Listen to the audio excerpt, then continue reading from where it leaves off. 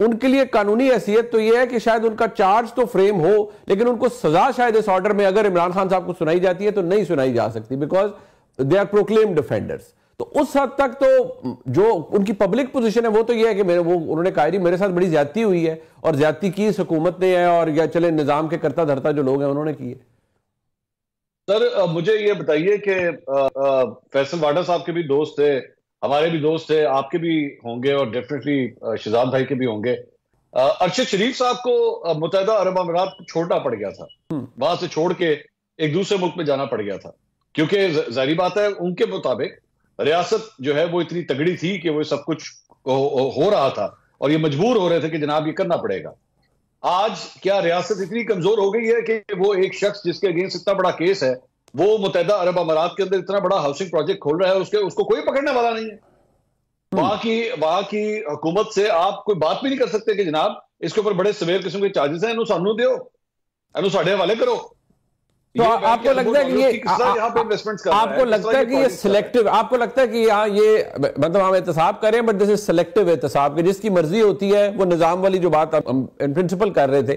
میں ذرا اس کے اوپر ذرا شہزاد صاحب ایک بات کروں گا, یہ اس بات کو بھلایا نہیں جا سکتا کہ جس نے پریس کانفرنس کی اس کے لیے آسانیاں ہی آسانیاں ہوں گی, جس نے نہیں کی اس کی مشکلات ہی مشکلات. یہ اس نظام کا, اس احتساب کا بہت امپورٹنٹ چیز ہے تو پھر یہ احتساب نہیں ہو سکتا. یہ تحریک انصاف اس کو ہمیشہ سے وہ استعمال بھی کرتے رہے ہیں اور یہ ہم جس سو کالڈ نظام کی بات کرتے ہیں یہ اس کا بھی پھر اس کی کمزوری ہے کہ جس نے پریس کانفرنس کر دی وہ ہر چیز سے فارغ ہو گیا, جس نے نہیں کی اس کا رگڑا نکل گیا. ایک بریک کے بعد بات کرتے ہیں, ہمارے ساتھ رہیے.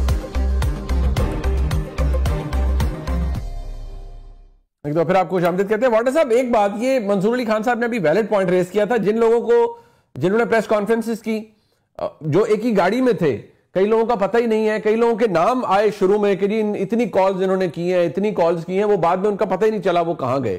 تو یہ بھی تو اسی نظام کا, اگر آپ کہتے ہیں بڑا ننگا گندا پولیوٹڈ نظام ہے, تو پھر اس نظام نے یہ سب کیا, اس نے فارغ کر دیا کچھ لوگوں کو جنہوں نے پریس کانفرنس کر دی, اور جنہوں نے نہیں کی ان کو رگڑا ایسا لگا کہ آج بھی, کیونکہ آپ کے کولیگ ہیں, سینیٹر ہیں نا وہ بھی, اعجاز چودھری صاحب, میرے سامنے انسپیکٹر جنرل پریزنس کا خط ہے, وہ کہتے ہیں نہیں کہ سیکیورٹی کلیئرنس پہلے لیں اور اسپیشل ان کے لیے کانوائے جائے گا جو انہیں ٹرانسپورٹ کرے گا اسلام آباد, ہم ایسے ان کو نہیں بھیج سکتے, پہلے سیکیورٹی کلیئرنس آنی چاہیے.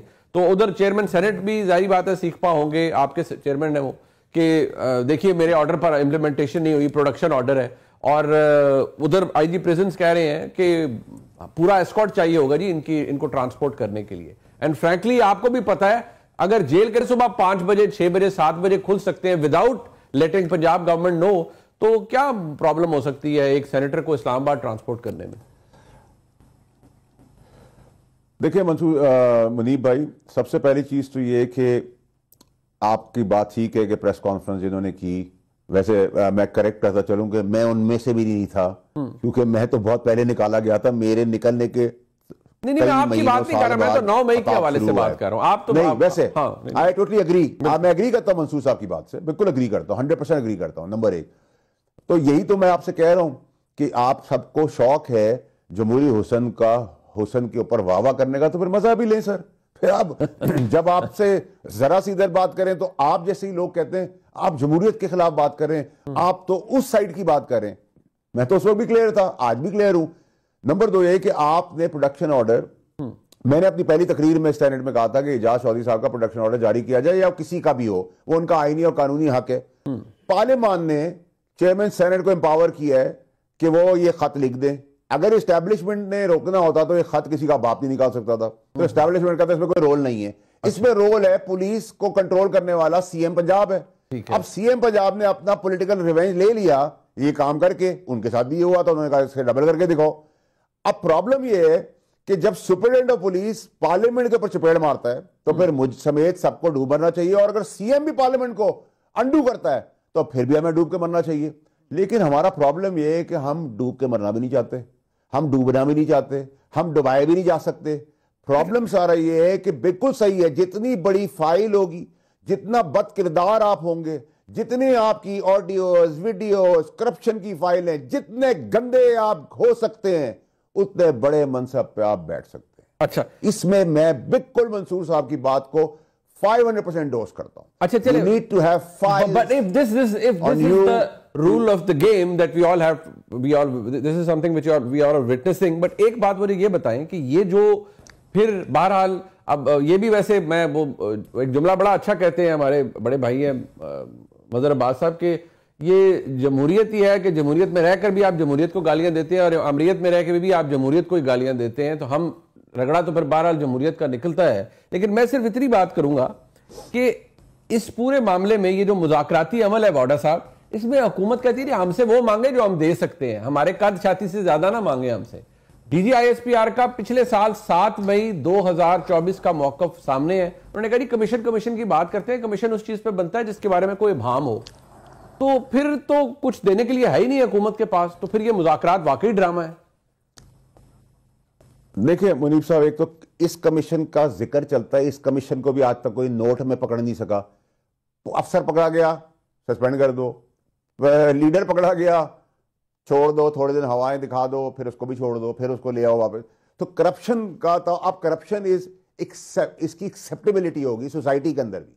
अच्छा ये चोर है लेकिन पैसे वाला है, चलो आ जाओ तस्वीर हाथ खिंचवा लो. तो इसमें भी कोई क्लैरिटी आपको बहाम नहीं होना चाहिए. दूसरी चीज ये कि आप जो बात कर रहे हैं कि ये जो सारा निज़ाम जिस तरीके से अनफोल्ड होता चला जा रहा है, उसमें आप मुझे बताएं ना कि अब रह क्या गया है. रह आपके ये क्योंकि आपकी 100 साल की जमहूरियत नहीं, आप इवॉल्व नहीं हुए हैं, हम सबकी शॉर्ट मेमोरी फाइल्स हैं. ये मामला आपका आगे बढ़ नहीं पा रहा. आप वही काला सफ़ेद का खेल कर रहे हैं, क्योंकि जमहूरी ड्रामे के अंदर यही जमहूरी किरदार हैं जो इस पूरे कमरे में मौजूद है. ABCDEFG इसी के बीच में घूम रहे हैं. जहां तक ये आप मुज़ाकरात मजाक की बात कर रहे हैं, तो मैं समझता हूं राना सनाउल्लाह साहब ने आपको खरे लफ्ज़ों में बता दिया है. मुझे वो आदमी इसलिए पसंद है कि वो बहादुर आदमी है, तो उसने बता दी है. और तीसरी चीज़ है कि अगर आप कमीशन की बात करते हैं और कमीशन बनाने की बात करते हैं तो बिल्कुल बनना चाहिए. 26 का भी बनना चाहिए, नवंबर का, 9 मई का भी बनना चाहिए. लेकिन जब फिर दूसरी पार्टी बैठेगी तो वो कहेगी 14 से शुरू करें. जब आप मारने धारने धरने मरने करने आए थे, फिर 14 वाले कहेंगे कि आप 2007 पे चले जाएं. उधर भी फैसल था, मुनीब ने ये किया था, शहजाद ने ये किया था, मंसूर ने ये किया था. तो ये तो फिर एक घूमने वाला एक सर्कल है जिसके ऊपर घूमते ही रहेंगे. तो आप बात वो करें जिसकी कोई पॉसिबिलिटीज हो. मैं आपको कहूंगा मुनीब साहब ने ये किया था, आप कहेंगे तुमने फैसल मेरे साथ परसों ये किया था, उसका भी हिसाब को शहजाद कहेगा उससे पहले तुमने मेरे साथ ये किया था, उसका हिसाब तो मंसूर साहब के उससे पहले करो. तो बकवास है ना. अगर बकवास आपने खेलना है तो हम बकवास बहुत अच्छी खेलते हैं, और बकवास में ही हम आगे बढ़ रहे हैं. आप क्योंकि ताकतवर आदमी हैं, आप उन्हें कह सकते हैं, बाकी तो सब बकवास ही चल रहा है. आप ताकतवर आदमी हैं, आप सारी मामलात को बकवास कह सकते हैं, मैं तो कम से कम नहीं कह सकता. मंसूर अली खान साहब, मसला ये है कि चलें अगर हम इस बात को भी सरफे नजर कर देते हैं, बहरहाल जिस तरह से, क्योंकि मैंने वो देखा भी है कि वो जिस तरह से बदामी साहब उन्हें बार बार दोबारा कह रहे हैं कि फिर आपके लोग 9 मई पर माफी मांग लें, तो उन्होंने बार बार खैर उसी हवाले से बात की. अगर हम उसको सरफे नजर भी कर दें, साइड पे कर दें, मुझे सिर्फ ये बताएं कि ये जो राना सनाउल्लाह साहब ने बयान दे दिया है या उनका जो स्टेटमेंट है, जवाब है एक, उसके बाद क्या गुंजाइश है उस मुज़ाकराती अमल की जिससे हम पता नहीं क्या कुछ अब भी उम्मीदें लगाए बैठे हैं कि शायद इससे कुछ होगा. शहजाद साहब ने एक वैलिड पॉइंट रेज किया कि शायद तहरीक इंसाफ इस तरह के statements which are not actually admission but somewhere they are close to it, एक क्लोजर चाह रही है इस सारे मामले का. इसमें तो कोई दो राय नहीं है कि वो क्लोजर तो बिल्कुल चाहती है पाकिस्तान तहरीक इंसाफ, लेकिन डिपेंड करता है ना किन टर्म्स एंड कंडीशंस के ऊपर चाहती है. अगर तो बाकी जो टर्म्स एंड कंडीशंस DGISPR की जानिब से रखे गए थे कि जी आप माफी मांग लें और मामला जो है वो रिजॉल्व हो जाएगा, तो वो तो चाहते तो उसी वक्त उसे एक्सेप्ट कर सकते थे. अब मुझे ये लगता है कि शायद पाकिस्तान तहरीक इंसाफ जो है वो आने वाले 1 महीने का जो है वो टेम्परेचर चेक करना चाह रही है कि वॉशिंगटन से जो है हवाएं कैसी चलती हैं. अगर तो कुछ अच्छी ठंडी हवाएं वहां से आना शुरू हुई, खुशबूदार हवाएं वहां से आना शुरू हुई, तो डेफिनेटली पाकिस्तान तहरीक इंसाफ जो है वो मेरे ख्याल में अपने स्टांस में मजीद सख्त हो जाएगी. लेकिन अगर वहां से भी कोई ठंडे झोंके ना आए, जो कि अभी हमें यही खबर मिली है आज के जनाब बिलावल भुट्टो जरदारी साहब को इनविटेशन आ गया है. दूसरी खबर यह है कि एम्बेसडर जो है पाकिस्तान के अमेरिका के अंदर, उनको इनविटेशन आया है, वो जा रहे हैं पाकिस्तान की नुमाइंदगी करने. और पाकिस्तान तहरीक इंसाफ जो पिछले 1 महीने से सब तोड़ कोशिशें कर रही थी कि किसी तरह इन्विटेशन मिल जाए, वो अब तक इन्विटेशन नहीं मिला है मेरी इत्तलात के मुताबिक. तो ये बहुत बड़ी नाउमीदी है उनके लिए. तो अगर तो कुछ अच्छा ना हुआ تو پھر ظاہری بات ہے تھوڑا سا لچک تو دکھانی پڑے گی. لچک دکھانا سیاست کے اندر ایک عام چیز ہے, پاکستانی سیاست. بٹ نوئنگ خان صاحب لچک آ سکتی ہے منصور صاحب, خان صاحب جس لچک کا میں اور آپ ایکسپیکٹ کر رہے ہیں وہ اچھا یہ غلط فہمی ہے میرے خیال میں. مجھ سے زیادہ بہتر فیصل واڈا صاحب اس پہ کامنٹ کر سکتے ہیں, وہ اچھی طرح خان صاحب کو جانتے ہیں.